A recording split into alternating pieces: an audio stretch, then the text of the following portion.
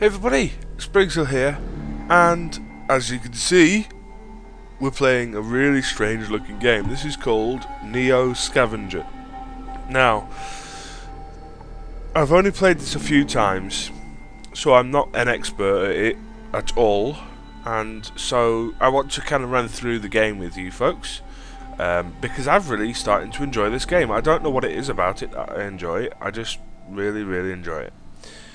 So, the synopsis is, you wake up in a cryo chamber and you basically get outside and the world's gone to shit, and so you've got to survive by scavenging and doing all this kind of stuff.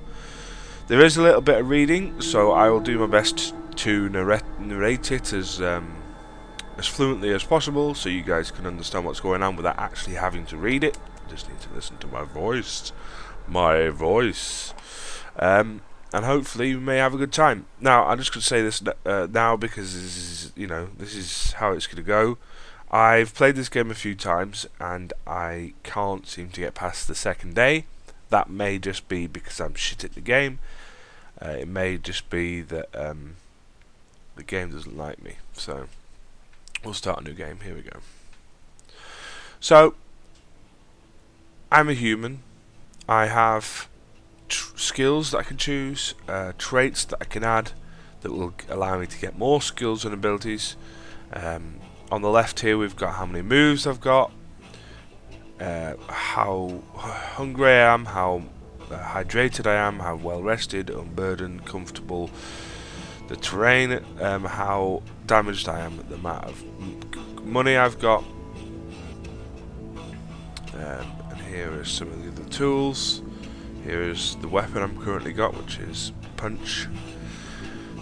Now, what I tend to do is take 4 of the skills, then I take a trait and get a 5th skill, because if I choose metabolism, for instance, I get an extra skill. So I'm going to do strong, which allows me to carry more, melee attacks are better, lock picking, so I imagine there'll be things that I have to bypass. Hiding, because I want to be able to hide.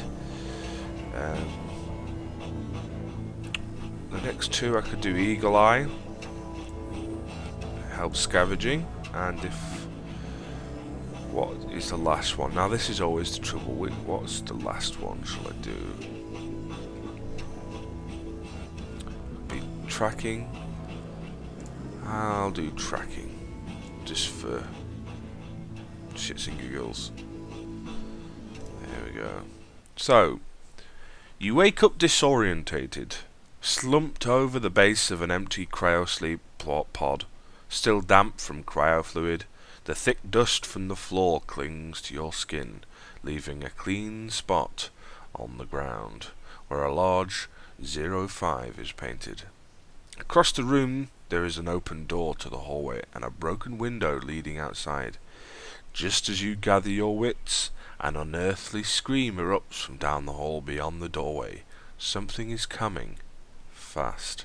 Now, this is an encounter. I have the option of jumping through a window, finding some place to hide, or preparing to fight. I'm going to hide. Confirm. You quickly scan the room for a hiding place and duck behind the cryo tank nearest the window. Hopefully, the light from outdoors will make it harder to see you in the nearby shadow, and with most of the room smelling of chiroprotectants, you stand a pretty good chance of having your scent masked.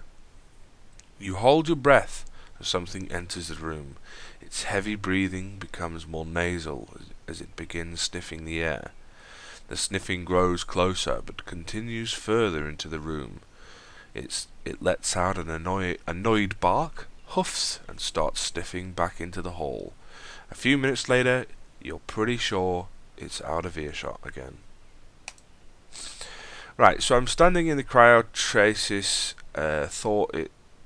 You're standing in the cryostasis room, though it looks like you might have been the only survivor. So I can use my eagle eye to notice details. Something catches your eye as you scan the room. Obscured in the shadows behind the tank number 2, it looks like something small and metallic is laying on the floor. Upon closer inspection, it appears to be a multi-tool pocket knife, probably left behind by a maintenance personnel ages ago, and nobody saw it since. Whoever left it here, you're pretty sure that they don't need it as much as you need it. You decide to take it. So this is the inventory screen. This is what's laying on the ground. I'm going to take the knife, I'm going to put it in my hand. I'm going to use that now as a weapon. I could use a shard of glass as a weapon, but obviously you may cut yourself. Let's go back to the screen. I'll show you a lot of these shit later on. Confirm. Right, so I can do the tracking. I'm going to search for clues. The dust on the ground makes it easy for your trained eye to pick out one set of tracks in particular. The tracks belong to a humanoid dragging something, probably a mantle or a cloak. It was here fairly recently, probably in the past 24 hours. It entered through the doorway, walked to your stasis tank, then to the control console, and then left again. You'd bet good money, based on the creature you just faced, that it wasn't the Dogman who created these tracks. Ooh, interesting. Let me search the console for records. I'm not going to read this. Basically, it's telling me who these people were when they came in. My name's Philip Kindred. Interesting. Right, so I'm going to climb out the window. You decide to go outside and see if you can figure out where you are. Avoiding the broken glass, you step onto the sill and outside. Rustling some plants that have grown wild in the area. It's cool outside and damp, probably morning. You're in the parking lot of Geiger's cryo facility. But everything looks disused and in disrepair. Plants have been pushed their way through the pavement and over the facility. Worst of all, nothing looks familiar. You don't remember this place or even who you are. Your frustration mounts, but you catch it and put it in check. Might as well take a look around. So, here is the kind of like the traveling screen. This will allow me to move to different locations. The box with the little yellow kind of border around it means that there is some stuff in this location that I can probably pick up. So if I go to there and I open here, I can use the marsh. I can get a vehicle. This is my skills. This is my crafting station. Now if I use this marsh, I can actually get some water from it, which obviously is pretty good, which means that I can drink this water. I haven't got anything to put the water in, but I can drink it nonetheless. So I'm going to hide my tracks. I'm just going to and turn. So I'm going to move here, and then I want to move there. Let's see what's handful of berries. Yeah, I'll take that. I'll stick them in my other hand. I'm shivering. I need to find some clothes. I need to hide my tracks. And turn. Oh, I've just encountered a bandit.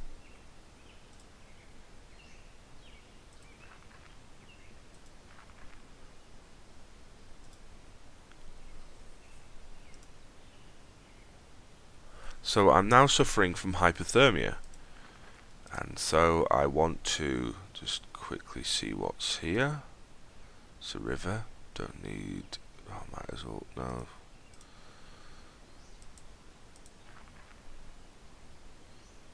Let's keep looking. Got a stone. Don't need a stone. Although you can technically use a stone as a. Right, before I enter this little town, I'm going to enter the forest here. I want to have a look in here.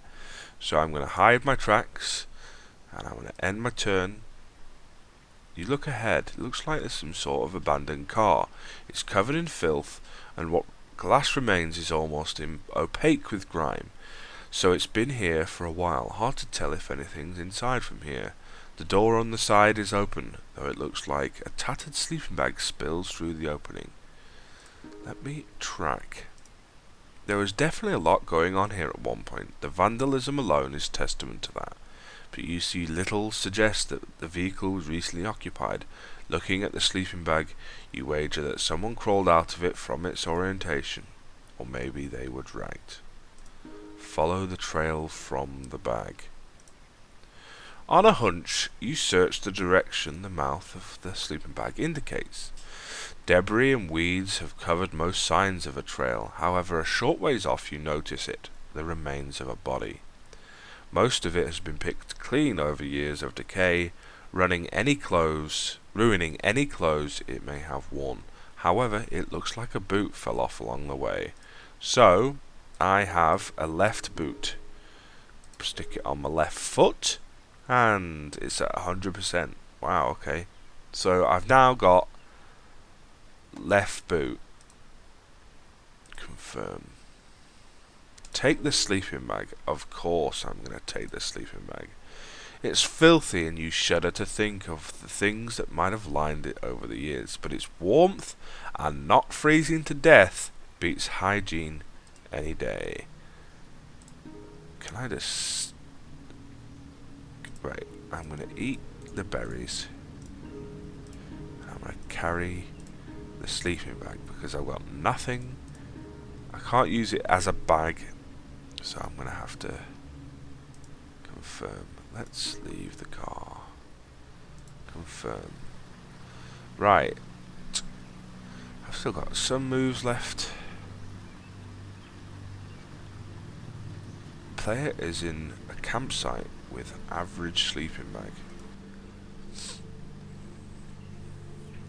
I've got almost no shelter, but I don't need to really sleep. Concealment. Got some pebbles on the floor.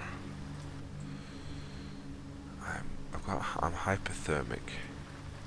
Let's have a look at the next place. Just some trees and some stones.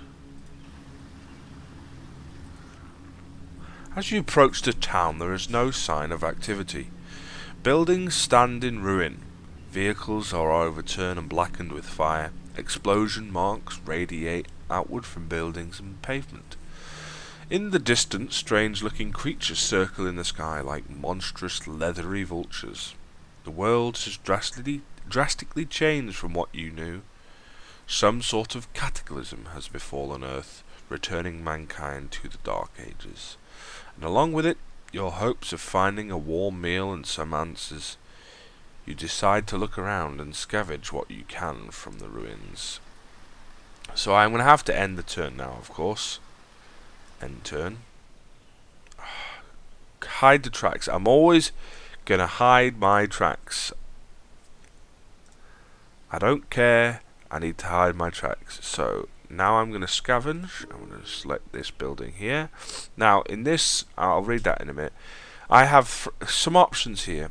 Now I've got a decent chance of getting some loot, about 50%. Safety is quite high and sneak is about 50%. Now I can choose hiding, and that will obviously put the loot down, but it will make sneaking better. If I do strong, I sacrifice sneaking and safety for loot, or I can just keep it as it is. What I'm going to do is I'm going to keep it as it is. Okay? So, the suburbs were hit hard in the collapse, with masses of people fleeing urban centres in search of supplies and supernatural threats encroaching from the wild. The suburbs became the front lines in a war for survival. Still, houses like these are so numerous that some have been entirely missed by scavengers, and they tend to be less likely to fall over than the bigger buildings in the urban centre. Let's just do a normal search. I've found stuff, but I have unfortunately alerted nearby creatures. So let me go to here. PW Tronics Digital Water Tester. I haven't got anything to put all this stuff in, so I can't. There's no point me even thinking about trying to take any of this. Damn it. Okay, so I'm going to move there. Let's see what's on the ground. Water, let me have the water. And,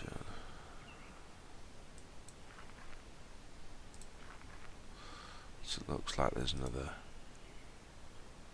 I'm dying. I'm slowly getting more hype, more colder and colder. So I'm looking around in the forest. I'm gonna go strong here because I need to find something. Oh, I didn't find anything. Great. Oh, interesting. I'll have the water. Let's do the water. Basically, it's always great to drink water. Just saying. I'm getting colder and colder. Let's have a. Unable to see well in these conditions. Obviously, it's getting late. Storage shed. Oh, fuck's sake. I may die. I seriously may die.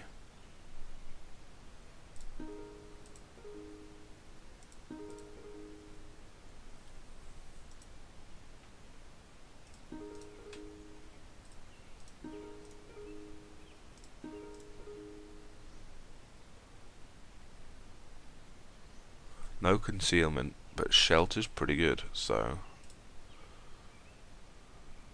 As night falls, you notice there is a bright glow coming from the east, easily visible through the treetops.